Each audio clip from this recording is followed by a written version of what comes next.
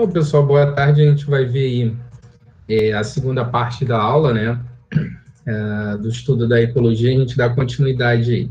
Deixa eu só ver aqui se está apresentando para vocês. Espera aí.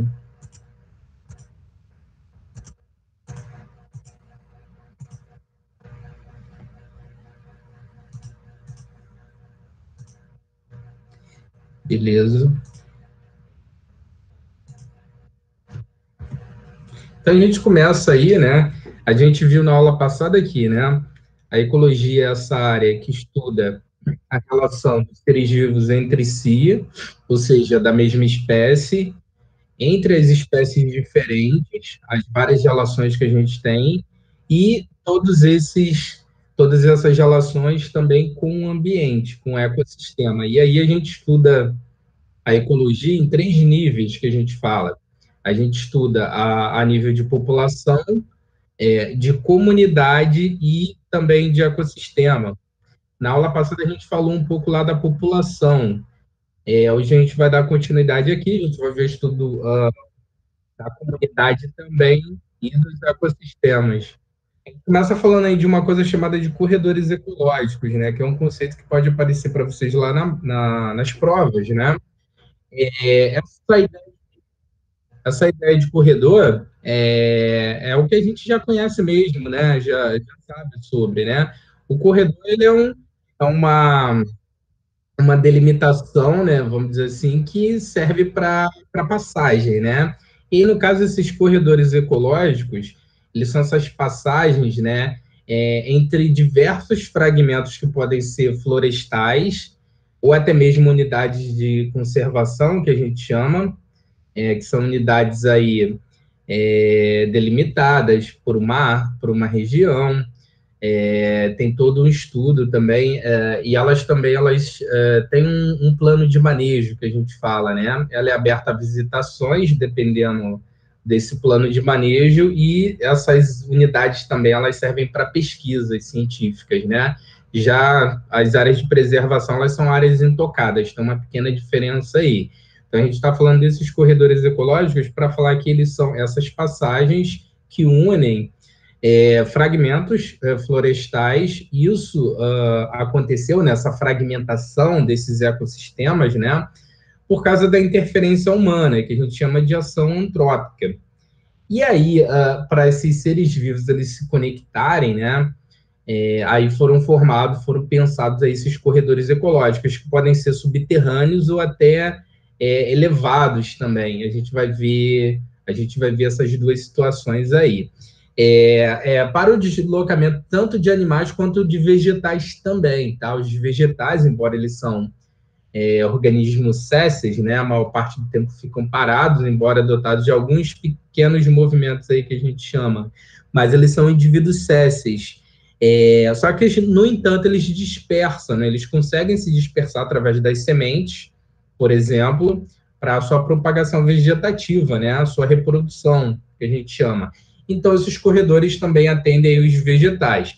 E a ideia aí desses corredores é reduzir, né, essa fragmentação aí entre os ecossistemas e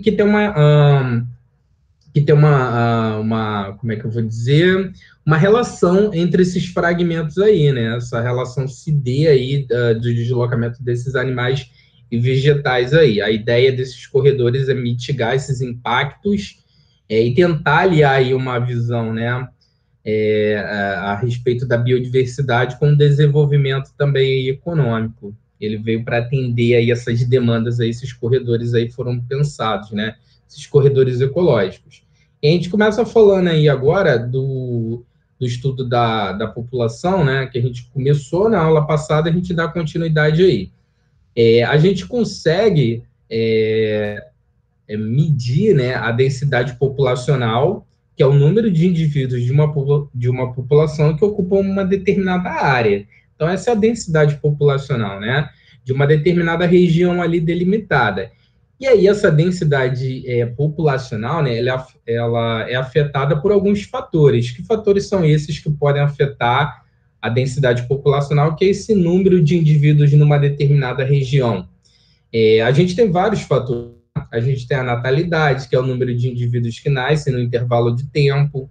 a mortalidade também, número de indivíduos que morrem num intervalo de tempo, a migração, que envolve a imigração, ou seja, a entrada de indivíduos naquela população, ou está errado aqui, tá? A digitação aí seria aqui emigração, tá? Que é a saída. Então, esses fatores aí, esses 4 aí, eles servem aí para garantir essa densidade populacional, que normalmente está em equilíbrio aí na natureza, né? Salvo quando acontecem aí algumas coisas aí que podem, né, influenciar algum desses fatores aí que a gente mencionou, natalidade, mortalidade, migração e emigração, e aí a gente vai ter uma redução drástica aí, a gente vai sair desse equilíbrio aí populacional.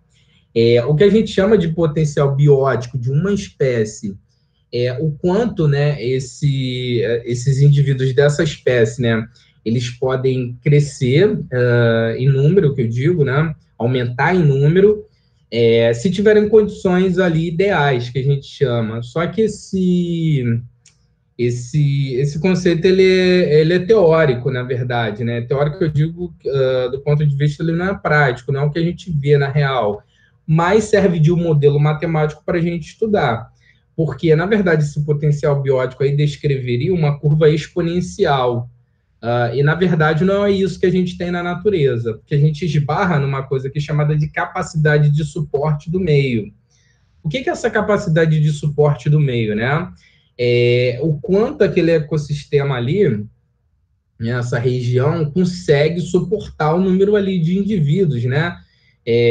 Porque não vai ter um crescimento exponencial infinito ali, até cresce de um modo exponencial até determinado, né, limiar ali, e essa capacidade de suporte ali do ambiente, ela vai delimitar esse crescimento exponencial.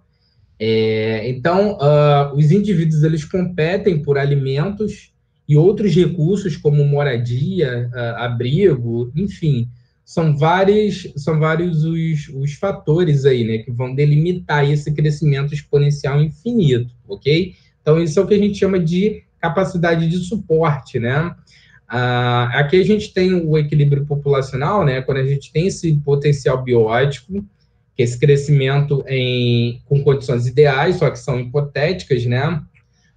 E mais essa resistência ambiental. A resistência ambiental são esses fatores que vão delimitar esse crescimento aí infinito, né? Essa resistência ambiental é constituída pelos recursos alimentares, como eu já citei, abrigo, né? Enfim. E aí a gente consegue ter um equilíbrio populacional a partir disso daí. Aqui seria esse gráfico que representa, né? Aqui a gente tem a linha vermelha que representa o crescimento exponencial. E aí, segundo, né, essa teoria do potencial biótico, esse crescimento seria infinito, mas não é. Porque aí a gente esbarra numa coisa que é a resistência do meio, né? Então, a curva, na verdade, de crescimento de uma população, ela é muito parecida com essa verde aqui, na verdade, né? Lá a gente tem um crescimento exponencial, e aí quando esbarra nessa capacidade de suporte do meio, né, de abrigar todos aqueles indivíduos e ter recursos para todos eles, né, que eles se mantenham vivos, e aí fica flutuando aqui em determinados valores aqui. Aí a gente tem uma curva, na verdade, essa curva que demonstra o crescimento da população, a curva real, é uma curva parecida com essa daqui, QNS, que a gente chama, ok? Bom, aí fica a pergunta, né, também, né, o equilíbrio populacional humano, a gente já somos, né, mais de 7 bilhões aí de seres humanos, e qual que seria a capacidade de suporte do planeta, né? Bom, a gente não tem essa resposta ainda, né?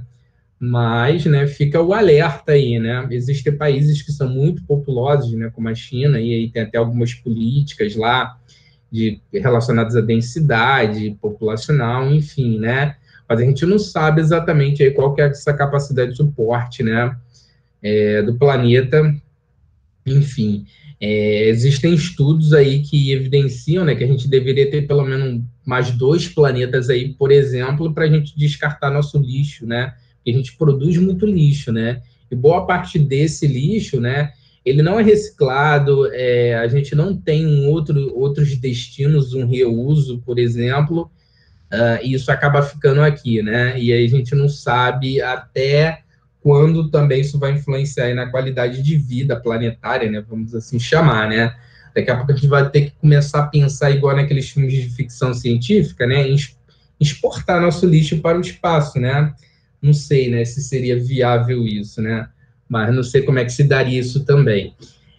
Bom, agora a gente vai falar aí, ainda falando do estudo populacional, a gente vai ver essas relações entre os seres vivos que acontecem da mesma espécie entre espécies diferentes. Essas relações, tanto entre indivíduos da mesma espécie e espécies diferentes, elas podem ser harmônicas e desarmônicas. Qual que é a diferença? Nas relações harmônicas, um indivíduo é beneficiado, a gente representa com um sinal de positivo, para o outro o outro também pode ser beneficiado ou indiferente, aí a gente representa com um número zero. Já nas relações desarmônicas, pelo menos um dos indivíduos é prejudicado, a gente vai representar pelo sinal de negativo, o outro pode ser beneficiado ou até indiferente para ele, mas o fato é que alguém ali vai ser prejudicado nas relações desarmônicas. Esses símbolos aqui embaixo não existem não, tá? Em ecologia, eu botei aqui só para evidenciar um pouco mais aqui para a gente, tá? Por quê? A gente vai ter dois tipos de relações, tanto harmônicas quanto desarmônicas. Essas relações vão ser interespecíficas e intraespecíficas. As interespecíficas acontecem entre seres vivos de espécies diferentes. E essas relações entre seres vivos diferentes, interespecíficas, por isso eu botei o sinal aqui de diferente, mas em ecologia não existe, eu botei só para facilitar um pouco mais aí para a gente. Então, essas relações interespecíficas podem ser harmônicas ou desarmônicas, ou seja, né, entre indivíduos de espécies diferentes, elas podem ser tanto harmônicas, em que pelo menos um dos indivíduos vai se beneficiar e o outro não é prejudicado, ele pode ser beneficiado ou indiferente para ele, ou essa relação interespecífica, ou seja, entre indivíduos de espécies diferentes, pode ser desarmônica. Um é prejudicado, obrigatoriamente, nessa relação, o outro pode ser beneficiado ou indiferente para ele. Já a relação intraespecífica acontece entre indivíduos da mesma espécie, por isso eu botei o sinal de igual. E ela também pode ser harmônicas e desarmônicas, e agora a gente vai ver algumas delas aqui, as principais que caem nas questões para vocês, tá? Vamos lá. Aí a gente começa falando das relações harmônicas, ou seja, em que pelo menos um é beneficiado entre indivíduos de espécies diferentes. E aí a gente tem um mutualismo, que a gente também chama de simbiose. No mutualismo, existe uma grande diferença do mutualismo para a protocooperação, muito cuidado, que eles gostam, às vezes, de brincar nas questões de provas com isso, tá? Qual que é a grande diferença aqui? No mutualismo, é uma relação obrigatória. Ambos os indivíduos são beneficiados. A gente está vendo aqui os sinais de positivos. Ambas as espécies, né, é uma relação obrigatória e ambas são beneficiadas, né? E aí a gente, por exemplo, tem o exemplo dos líquens, que são fungos e algas juntos, numa relação ali que a gente já vai ver a foto ali. Na protocooperação, ambos também são beneficiados. Na protocooperação, a grande diferença é que essa relação, ela, além de não ser obrigatória, esses indivíduos eles conseguem viver em separado, que não acontece no mutualismo. Aqui a gente vai ter o exemplo do boi e do pássaro, a gente vai ver aqui. Então, isso aqui são líquens. A gente está vendo aqui o tronco de uma árvore, a gente aqui tem um fungo que está aqui, e as algas. E aí, nessa relação, o que acontece aqui? As algas são seres fotossintetizantes, fazem fotossíntese e produzem o seu próprio alimento, sua matéria orgânica. Então, as algas, né, nessa relação, disponibilizam essa matéria orgânica para o fungo, porque os fungos são seres heterótrofos. E os fungos, por exemplo, né, absorvem umidade, água e disponibiliza isso para as algas que precisam para o seu metabolismo, ou seja, então ambos ali estão sendo beneficiados nessa relação, ok? Então essa daí é o mutualismo, essa relação, que é uma relação harmônica interespecífica. Aqui a gente já tem uma outra relação, que é a protocooperação. A gente está vendo aqui o boi, no dorso do boi, não sei se vocês estão vendo, tem um pássaro aqui. Geralmente até o anu, uma espécie de pássaro aí, nome popular, né, anu. O que acontece aqui nessa relação, né? Eles conseguem viver separados, o boi lá do pássaro lá. Mas, nessa relação aí, o pássaro, né, se alimenta de parasitas do boi, né, carrapatos, né, por exemplo, que são ectoparasitas, está no exterior do corpo aí do boi, e o boi se livra dos carrapatos, dos seus parasitas. Então, é uma relação em que ambos são beneficiados, porém, eles conseguem viver aí em separado. Então, essa daí é a relação chamada de protocooperação. A gente tem outros exemplos também de protocooperação. Por exemplo, a gente tem lá o caranguejo lá e a anêmona do mar, numa relação que o caranguejo coloca a anêmona do mar no seu dorso para se camuflar, e a anêmona do mar, como é um indivíduo céssio, ela consegue com isso deslocamento e pegar mais alimento, ou seja, ambos são beneficiados.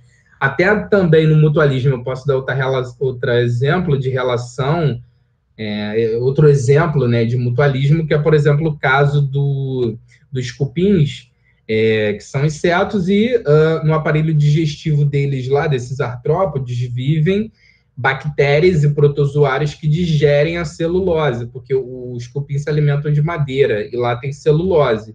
Mas quem faz essa digestão da celulose presente na madeira são esses micro-organismos aí. Então, essa é uma relação de mutualismo simbiótica que a gente fala, né? Que é quando duas espécies diferentes, né? Então, ambos são beneficiados, tá? Dando outros exemplos aí. Continuando falando das relações harmônicas interespecíficas entre espécies diferentes, a gente tem o exemplo aqui do comensalismo. O comensalismo é uma relação que está muito relacionada, né? Estou sendo redundante aqui, ela está muito relacionada com alimentação mesmo. Aqui é o exemplo clássico, e eles até gostam muito de usar esse exemplo aqui, que é do tubarão e da rêmora. Então, a rêmora se fixa no ventre do tubarão, e aí ela pega deslocamento com isso, né, poupa energia, e se alimenta ainda dos restos alimentares do tubarão, das presas lá do tubarão, né? Então, a rêmora é beneficiada, seria essa daqui positiva, e o tubarão é indiferente, ele não é prejudicado, tá? Então, o comensalismo é uma relação harmônica interespecífica. Outra aí, nossa quarta relação é o inquilinismo. Lembra de inquilino mesmo, essa palavra. Então, um indivíduo utiliza outro como moradia. Um é beneficiado e o outro não é prejudicado aqui também nessa relação. É o exemplo clássico aqui das plantas epífitas que a gente fala, né? O epifitismo, né? O inquilinismo, às vezes, o epifitismo até usado como sinônimo, às vezes, de inquilinismo, né? As plantas epífitas são plantas que utilizam outras plantas, geralmente maiores, né? Árvores aí, no caso, já utilizam essas outras espécies, né, maiores, frondosas aí, como substrato, para elas crescerem, e aí ter acesso à luz, por exemplo. A gente já vai ver aqui. Aqui é o caso do comensalismo. A gente tem um tubarão, uma espécie aí, e a gente tem a rêmora aqui. Ela se fixa no ventre do tubarão, pega com isso uma carona aí, um deslocamento, poupa energia e ainda se alimenta dos restos aí. Outro exemplo que eu poderia dar de comensalismo seria os leões e as hienas. Então, as hienas, por exemplo, lá podem se alimentar dos restos que os leões deixarem, e seria uma relação lá de comensalismo também, né? Não são prejudicados ali, um é beneficiado, né? Um outro exemplo aí. Aqui a gente já tem a relação do inquilinismo. Aqui a gente tem uma planta epífita, né? A orquídea, né? Da família das orquídeas, uma espécie aí, e ela está aqui no tronco dessa árvore, né? Aqui que é uma outra espécie. Ela usa como substrato local aí para ela se fixar e também, né? Para crescer em direção à luz. Isso é uma estratégia usada por muitos vegetais em florestas densas. Então, esses vegetais não conseguiriam ter acesso à luz, porque no interior de uma floresta, né, não vai ter uma incidência luminosa muito grande, né, e quem aproveita isso daí mais são as árvores, né, de algumas dezenas aí de metros, né. Então, essas plantas usaram aí como estratégia, né, se fixarem no substrato de outra, né, usar outra aí como substrato, tá? Então, isso daí é o inquilinismo. Tá tranquilo até aí, pessoal? Tá sim. Vocês viram alguma coisa que vocês não sabiam de alguma relação que nunca tinham ouvido falar? Não, já ouvi falar sim. Aí agora a gente vai falar das relações, continuando em relações harmônicas, só que agora intraespecíficas, ou seja, entre indivíduos da mesma espécie. A gente vai ter dois casos aqui que são as colônias e as sociedades. Também muito cuidado ao diferenciar, tá? Nas colônias, os indivíduos eles mantêm interações anatômicas, né? Eles estão muitas das vezes ali grudados por partes do corpo. Aqui é o exemplo dos corais, que são animais de um filo chamado quinidários, mas também tem outros exemplos de colônias também. As esponjas, que são animais de um outro filo chamado poríferos, também podem formar colônias, ok? E aí eles dividem lá interações lá anatômicas, lá ficam grudados por parte do corpo mesmo, tá? Eles são beneficiados nessa relação, uma relação harmônica, certo? As sociedades, né? A diferença da sociedade é que aqui a gente tem uma divisão de trabalho. Cada indivíduo ele tem um papel social ali, né? É o caso de nós, seres humanos. A nossa relação é a sociedade, né? Isso aí que a gente fala muito, né? A gente pode usar isso daí, vai ter, claro, né, outras leituras, né, se a gente for falar de sociologia e tal, né, filosofia e tal, mas mais para esse viés aí da ciência biológica, a nossa relação, né, que a gente mantém entre os indivíduos, né, da mesma espécie e a sociedade, porque a gente tem essa divisão de trabalhos aí, né, tem vários, né, setores aí. Aqui a gente tem um exemplo dos corais, que vocês podem ver nesses indivíduos coloridos, embora a gente tenha espécies diferentes, né? Eles são bem coloridos, né? Alguns podem ser bem coloridos, mas a gente tem espécies aí que a gente vai vendo que vai se agrupando aqui, por exemplo, né? Então aqui a gente tem uma colônia de uma espécie e tem outras aí. Botei só um exemplo aí dos seres humanos, né? Os X-Men, né? Foi mais uma brincadeira, né? Aí, só para exemplificar aí que, né, seres humanos têm essa sociedade aí também, né? Os X-Men também tinham lá, né? Eles são humanos com uma mutação, né? Mas eles tinham lá, são humanos ainda e tinham lá a divisão lá também de trabalho, né? Bom, agora a gente fala aí das relações desarmônicas, que tanto vão ser interespecíficas quanto intraespecíficas. Aqui um dos indivíduos obrigatoriamente vai ser prejudicado. Falando do predatismo, esse é um velho conhecido nosso, essa relação, ela, né, é bem falada e até popularmente a gente sabe, né, o que é predação, né? A grande diferença aqui do predatismo, né, a predação para o parasitismo é que na predação, o predador, ele mata a sua presa, e ele geralmente é maior do que a sua presa. Então, aqui a gente tem um exemplo clássico aí do leão que mata a zebra para se alimentar dela, né? Já no parasitismo, os parasitas, geralmente, eles são menores do que as suas presas, e eles não matam, geralmente, as suas presas, porque eles ficam lá retirando recursos desses hospedeiros. E aí a gente pode chamar esses parasitas, né, de ectoparasitas, quando estão no exterior do corpo desse outro indivíduo. A gente pode ter exemplo aí de pulgas, carrapatos, piolhos. Esses são ectoparasitas. Os endoparasitas já estão no interior do corpo, né, dos indivíduos. E aí a gente pode chamar aí, pode dar exemplos aí como vermes, protozoários, né? Isso aí seriam os endoparasitas. E aqui eu também trouxe um exemplo de fora do reino animal aí de outros reinos, né? Que é o reino, um exemplo aqui do reino vegetal. Aqui a gente tem o cipó-chumbo, que é uma espécie de vegetal que é parasita. Então, no reino vegetal, a gente também tem essa relação de parasitismo. A gente tem um vegetal que parasita o outro, né? O cipó-chumbo é um parasita. A gente já vai ver a foto ali na frente. A competição, a gente tem a competição entre indivíduos, né, de espécies diferentes, eles podem estar disputando aí o mesmo recurso. A gente, por exemplo, pode ter duas espécies de pássaros diferentes que estão disputando o local para fazer ninho lá, nidação lá, que a gente fala lá, numa determinada árvore. Então, isso é uma competição, né, que se dá por vários motivos. Alimento, competição por parceiros, né, sexuais, essa coisa toda. E, né, por comida também. Amensalismo. No amensalismo, a gente vai ter duas situações, em que o indivíduo é beneficiado e o outro é prejudicado. É claro, um sempre vai ser prejudicado, a gente está falando de relação desarmônica aqui, ou a gente pode ter que é indiferente para o indivíduo, a gente representa como zero, e o outro é prejudicado. Aqui a gente tem um exemplo clássico do eucalipto. Então, o eucalipto é um vegetal, né, que ele libera algumas substâncias lá no solo por meio das suas raízes, o eucaliptol e outras substâncias lá, essas substâncias elas impedem a germinação de outras sementes. Então, vocês podem observar que em florestas de eucaliptos, a gente não vai ver outras árvores ali, né? Outros vegetais ali. A gente basicamente vê eucaliptos somente, né? Porque eles têm essa estratégia aí. Isso seria, né, uma das hipóteses aí, para evitar uma futura competição, né, por recursos ali, como luminosidade, nutriente no solo, né? É uma das explicações aí. Então, no amensalismo é isso. Um indivíduo, né, libera a substância para prejudicar a instalação de outro indivíduo naquele local ali. E a gente tem esse exemplo do eucalipto aí.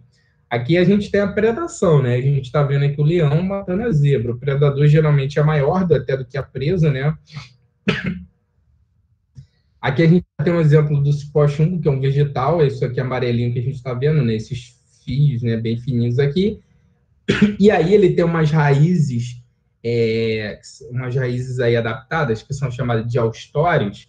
Essas raízes do cipó-chumbo, né, que é um vegetal parasita, perfura o caule lá do outro vegetal lá e retira lá a seiva elaborada, né, através do floema lá, e a seiva bruta lá do xilema lá, tá?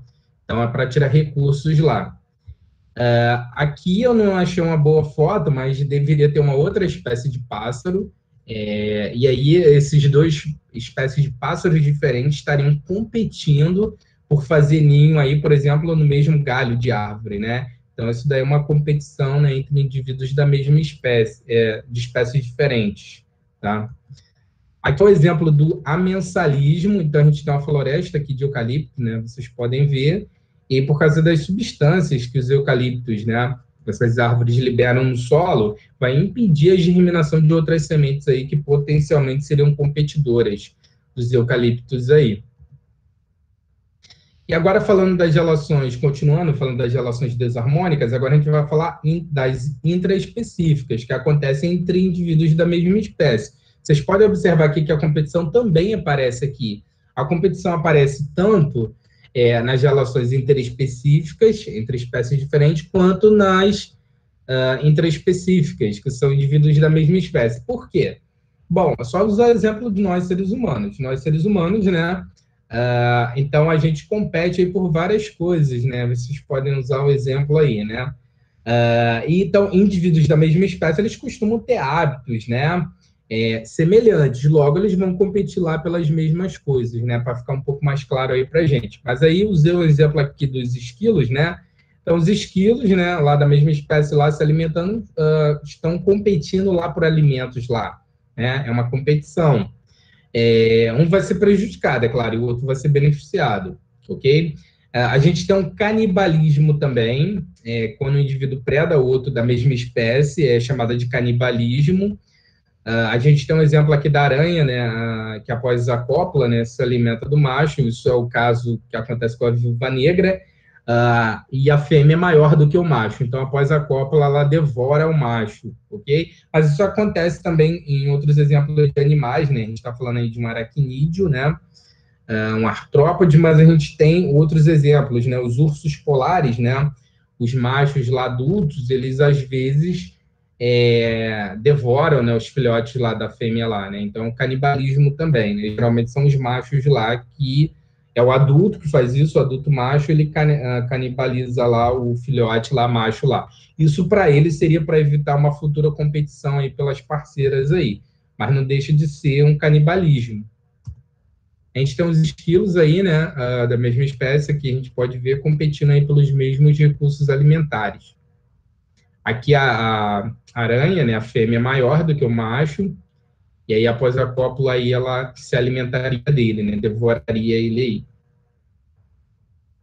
Bom, agora a gente vai falar, saindo das relações aí do estudo populacional, né, e dessas relações de seres vivos, a gente vai fazer um estudo agora da comunidade, né, a comunidade formada, né, pelos fatores bióticos, que são as populações, e mais os fatores abióticos, que são os fatores não vivos que a gente chama, que a gente falou um pouco disso na aula passada, que é luz, né, condições de luminosidade naquele ambiente, pH do solo, da água, condições de salinidade também, tudo isso, né?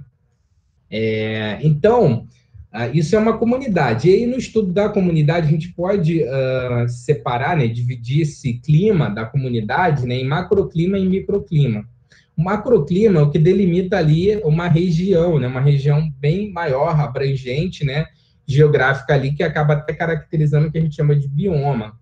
Então, esse seria o macroclima, né? O microclima, ele já é um clima muito particular que um organismo, né, uma espécie, está submetida. Eu vou dar um exemplo. A gente tem uma floresta temperada, né? O clima seria temperada, então esse seria o macroclima. Só que lá no interior da floresta, a gente pode ter uma região lá, determinada região ali, né? Pequena ali, que o clima ele pode estar, né, uma temperatura mais baixa ainda, né? Então, isso daí seria um microclima que a gente fala, né? E aí estaria sujeito, submetendo uma espécie ali, né? A esse microclima em particular.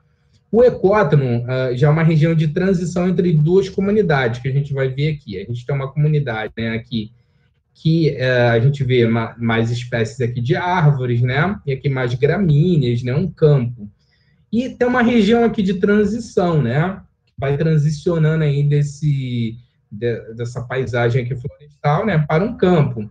Então, essa é a região de ecótono. A região de ecótono, né? Que é essa região de transição, ela é uma região muito rica em biodiversidade, porque a gente vai encontrar tanto indivíduos que estão aqui nessa outra comunidade, quanto nessa outra daqui, né? A gente acaba tendo ali um ponto de encontro entre eles. Então, essa região de transição ecótona é uma região geralmente, né, de biodiversidade grande aí, né, em biodiversidade, que é o que a gente já vai falar aqui, né? Essa diversidade, ou biodiversidade, é a riqueza de espécies de uma determinada comunidade. É o número de espécies diferente. Não é o número de indivíduos total, é o número de espécies diferentes. Então, isso que caracteriza a riqueza de espécies, né? Nosso bioma, né, de floresta amazônica aqui no Brasil, né, essa porção aqui brasileira, né, a gente tem a maior biodiversidade do mundo, né, porque a gente tem um número muito grande de espécies diferentes, né, então a nossa biodiversidade é muito alta na floresta amazônica. Na floresta de Mata Atlântica também, né, só que aí o que restou dela, né, então aí os animais acabaram em muitas espécies, não só animais, vegetais também, né, acabaram aí sendo extintos, né. O que sobrou aí da floresta Mata Atlântica aí são resquícios, né, fragmentos, né. O que a gente chama de espécies dominantes de uma comunidade são as espécies mais frequentes. São aquelas espécies que aparecem mais ali, frequentemente ali, que caracteriza ali aquela comunidade ali. A gente chama de espécies dominantes ou espécies chaves também. Em um bioma, né, a gente tem aí a sucessão ecológica, né, que é esse conceito que a gente vai falar aqui. Suceder, né, algo que vai, né, entrando ali no local, né, de outro, né, está sucedendo ali outro ali. Na sucessão ecológica, né, primária, é uma sucessão ali de uma área virgem, né, era uma determinada região ali virgem, não tinha espécies ali, e aí a gente vai ter uma colonização ali. Essa vai ser a sucessão primária que a gente fala. As espécies que ocorrem ali são as espécies pioneiras, que a gente chama. Começa com os vegetais, a gente vai ter ali, né? Pode ter até algas também. Depois a gente tem vegetais ali, geralmente são gramíneas, vegetais do grupo aí, de um grupo que a gente chama de briófitas, que são plantas bem pequenas, aclimatadas em locais úmidos, e que depois ali vão criando condições ali para aquele solo ali se tornar mais fértil, e, né, depois aí o aparecimento de outras espécies, né? Na sucessão ecológica secundária, ela vem depois da primária, né? É o que acontece, por exemplo, lá, se um local for desmatado, né, intencionalmente, ou não, né? Isso pode acontecer por eventos aí, até fenômenos naturais, né? Enfim, a gente pode ter queimadas aí também, ações antrópicas disso, e aí é retirada toda aquela comunidade ali, né, que estava naquela sucessão primária, e aí depois que se estabeleceu uma nova ali, aí a gente vai ter essa sucessão ecológica secundária, que é aquela que vem depois dessa primeira aí, né, que se por um acaso essa primeira for retirada intencionalmente ou não, E aí a gente vai ter essa sucessão ecológica secundária. Tanto a sucessão primária quanto a secundária, elas passam por estágios, que a gente chama. E são 3 esses estágios, a ecese, ceres e clímax. Na ecese aqui é quando a gente tem logo o início ali, e aí vai ser caracterizado pelas espécies pioneiras, que a gente chama, as primeiras que chegam lá, ok? Depois a gente tem séries, né? Esse estágio aqui que é considerado um estágio intermediário, que a gente já tem uma maior complexidade, um maior número de espécies ali, uma biodiversidade maior. Só que aí quando a gente chega no clímax, é quando a gente chega na maior alta complexidade ali daquela comunidade ali. É quando ela já está totalmente formada e a gente tem uma grande biodiversidade e já tem as espécies dominantes, que a gente chama, tudo isso daí. O bioma aí de Mata Atlântica, por exemplo, é uma comunidade, né, em estágio de clímax, né, já atingiu aí sua máxima complexidade. E bioma, que eu estou falando aqui, o que é um bioma, afinal, né? Usei aqui essa palavra algumas vezes, né? O bioma, ele é uma grande paisagem natural que tem uma certa homogeneidade e, né, ele, embora seja formado por diferentes ecossistemas. Por mais que a gente tenha diferentes ecossistemas, por exemplo, a gente pode ter um lago, mais próximo ali o lago ali tem uma floresta, mas mesmo assim a gente consegue ter uma homogeneidade nessa paisagem, até a gente vai ter também um macroclima ali local e vai caracterizar também espécies ali que estão ali nesse bioma. E a gente pode ter um mesmo bioma em diferentes regiões, em diferentes continentes. A gente pode ter o mesmo bioma, né, com essas características em diferentes continentes. Isso vai ocorrer dependendo das condições em que essa região ela está, né? Porque geralmente só vai ocorrer se tiver as mesmas condições, né? De latitude, altitude, isso tudo vai influenciar também na incidência lá, de luminosidade, por exemplo, né? E aí os biomas, né, que são essas paisagens naturais que têm uma certa homogeneidade, embora possuam ecossistemas diferentes, a gente vai dividir eles em 3, tá? Esses biomas aí principais que a gente tem no nosso planeta aí. São os biomas aquáticos, chamado de talassociclo, que são algas salgadas, tá? Esse bioma aquático aqui é salgado, é chamado de talassociclo. E ele é muito afetado pelas condições de luminosidade e nutrientes minerais que estão lá dissolvidos na água. É caracterizado também por temperaturas variáveis, isso porque, né, nas regiões mais superficiais aí a gente pode ter até um aquecimento da água, né? Mas com relação conforme essa profundidade vai aumentando nesse bioma aquático de água salgada, essa temperatura ela vai variar, então ela vai diminuir, por exemplo, né? Porque lá a gente não vai ter uma incidência de luz maior, né? E aí no talassociclo, né, a gente ainda faz o estudo da ecologia marinha, isso aqui é importante para a gente, para as provas, que a gente divide lá essa ecologia marinha, né, em plâncton, bentos e nécton. O que é isso, né? O plâncton são os indivíduos que vivem suspensos na coluna d'água. E aí a gente chama esse plâncton de fitoplâncton, que são as microalgas, algas microscópicas, e o zooplâncton, que é caracterizado por larvas de animais e até crustáceos, que também, claro, são animais, né? Mas aí eu ia falar larva de peixes, né?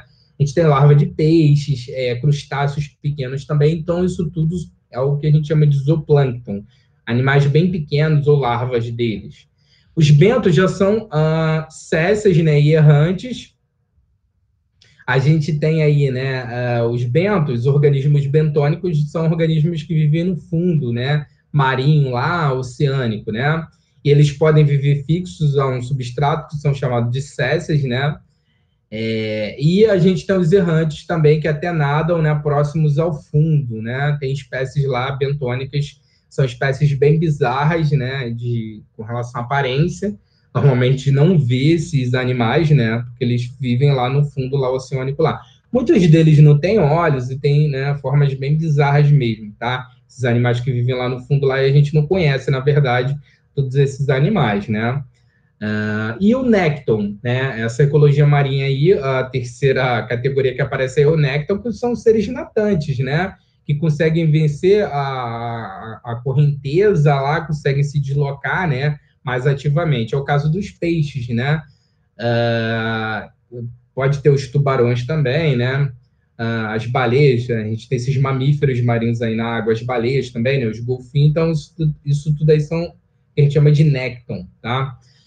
Ainda lá nesse bioma aquático, a gente divide ele em litorâneo e oceânico, só que já não é nem tão importante para a gente, mas é legal situar aqui algumas informações.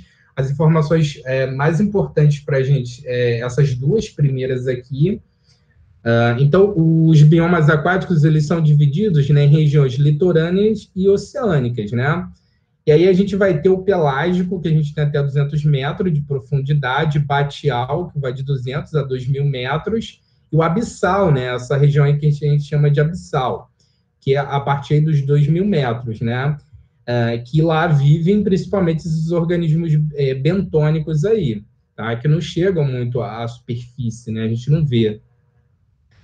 Com relação à luminosidade, a gente classifica, né, qualitativamente aí essa luz, né, essas zonas aí, de acordo com a faixa, né, dessa coluna d'água, né, em zonas, e a gente vai chamar essa zona de eufótica, onde a gente tem uma boa incidência de luz, né, a luz ela consegue penetrar muito bem, que é de 20 a 100 metros, a zona disfótica, que a gente aí já começa, né, a ter uma perda aí, né, dessa incidência, né, e aí vai de 100 a 500 metros, e a zona afótica, que essa já é a total escuridão, né? Abaixo de 500 metros, a gente tem a zona afótica.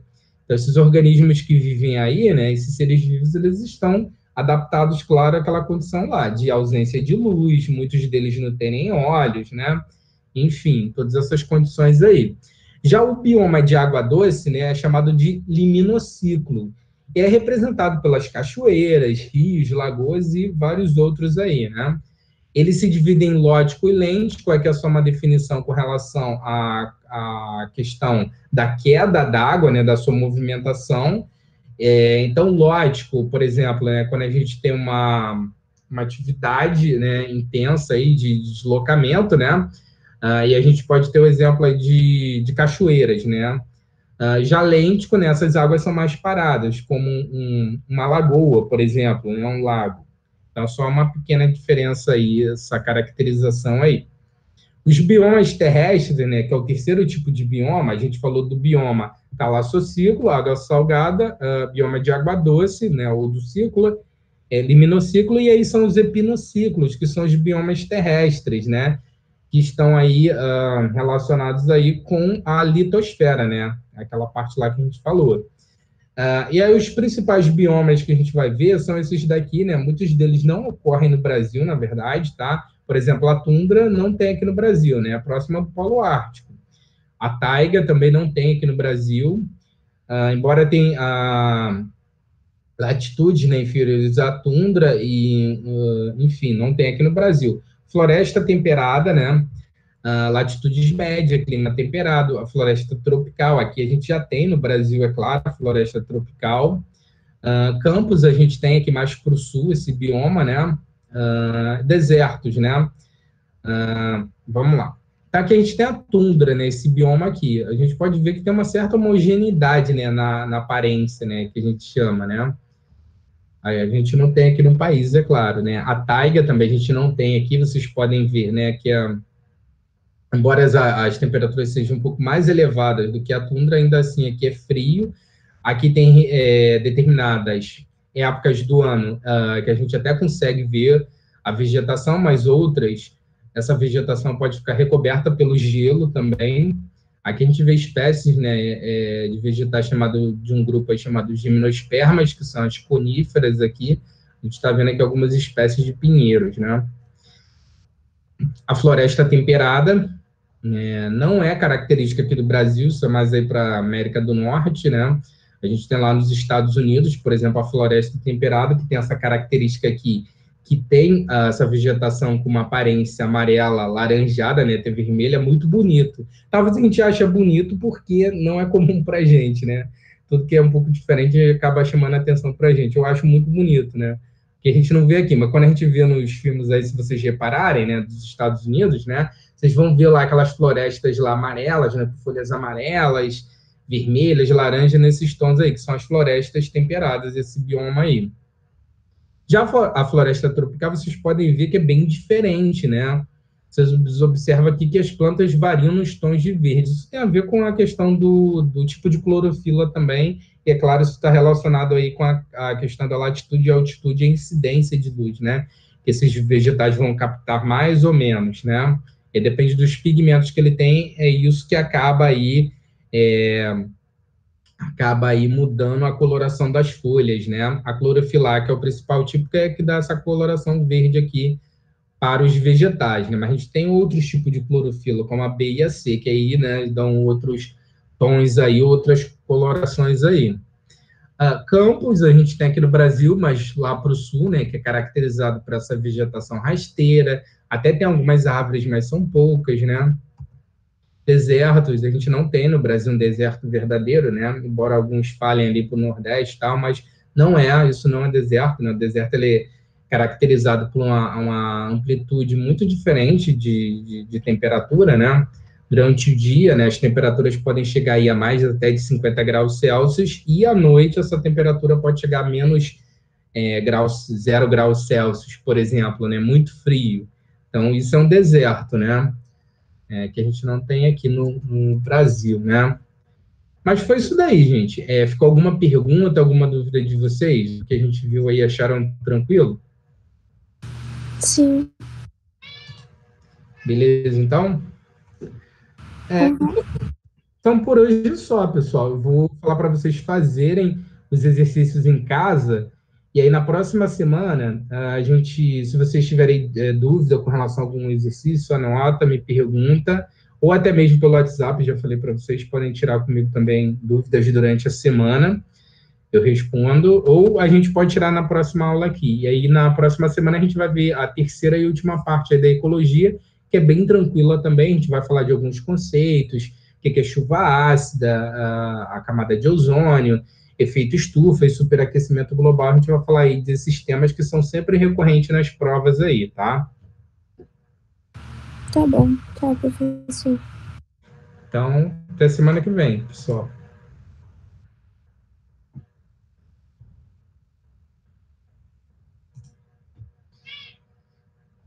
É isso daí.